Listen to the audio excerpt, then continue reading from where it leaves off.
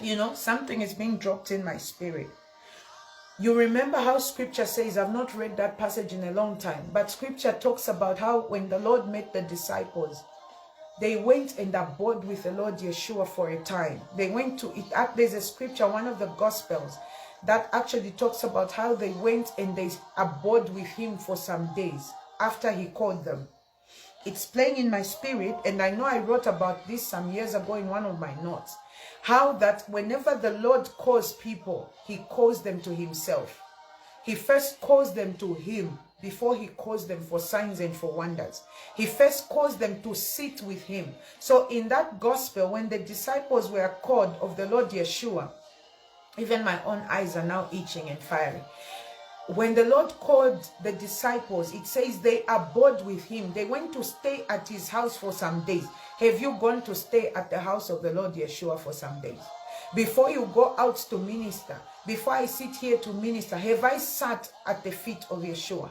Have I gone to abide? Because he calls people first to himself before he says, go ye therefore. Imagine the entire gospel from when he called them. From the time he called them, it was only in Matthew 28 when he now says, go ye therefore. For 3.5 years, they were still in a place of being called to him. For 3.5 years, they were still sitting at his feet. He was still grooming them and training them. Before he could then say, go ye therefore and make disciples of men, he had to make them his disciples first. Have you allowed yourself to be made a disciple? I will make you fishers. Have you allowed him to make you, or have you made yourself? Have you allowed him to make you, or have you made yourself? Because there's a difference between a man who's made and a man who makes himself. The man who's made is backed by the grace that makes him. The one who makes himself is backed by his own grace. But the grace of a mortal man can never be compared to the grace of the Almighty. And so the grace of the mortal man can only go this far. And the grace of the Almighty is going to do impossibilities. I pray for you that in this month of praise, Elohim will cause you to sit. Whether you are the seers, wherever you are in the kingdom, by the authority of the living God, by the word of Elohim, you will do like the disciples. You will sit at his feet. As you hear him call you in your dreams, you will sit. You will not rush to spread the gospel when you've not been sitting at his feet. You will not rush to perform some. Men tried those formulas and they crashed miserably. Did they not hear the call? They heard it. Was it the time to be launched out? It was not. Did he send them? He had not yet sent them. He was still saying sit. It was only at the Mount of Transfiguration that the word said, hear ye him.